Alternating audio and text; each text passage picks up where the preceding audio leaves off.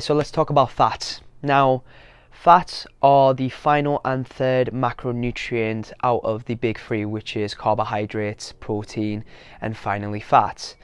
Now, in terms of what fats are a relatively important macronutrient. And the main thing that a lot of people try to do is that they try to avoid fats completely, which is obviously the wrong thing to do because fats are quite important in our nutrition. Reason being is that it's quite similar to carbohydrates where it helps us not only with our energy levels but also for our day-to-day living. Without fats, we wouldn't be able to do certain functions such as being able to warm up our body and to be able to store natural sources of fat which we need. Now, there's three different types of fats. We've got trans fats, we've got saturated fats, and we've got unsaturated fats.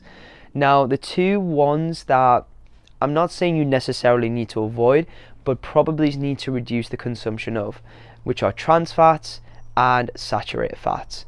Now, trans fats are which you usually find within margarine, any baked goods, foods that are quite high in fats. And then also we've got the saturated fats, which are typically found within your fast food choices, which are usually used with processed meats and other forms of fat, which can be also found in fatty steaks. And then we've also got finally the unsaturated fats, which are not necessarily the worst ones to go for. And these are some certain things that you want to help improve on. So these are what you can find in avocado, nuts, and you can also find them in fatty fishes like salmon or sea bass or any of the sort. And again, when it comes to fats in terms of how many grams that you should be aiming for, again, this is something that I'll be going through for you. But in terms of how it works out, fats is probably going to be the lowest amount grams per meal that you'll be going for anyways. Because in terms of how many calories are per gram of fat is around 9 calories. So again, it's a lot denser in comparison to the other macronutrients, whereas protein is only 4 calories per gram and so is carbohydrates as well.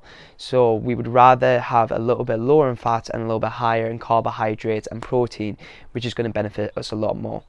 Okay, apart from that, that is all. We've went through all of the three macronutrients. Hopefully this has answered any questions that you might have to do with any of the macronutrients and probably has helped you reduce your stress on behind certain macronutrients that you thought you might need to avoid. Don't worry, we will be going through them in more detail as you go through your journey. Hopefully that helps anyways.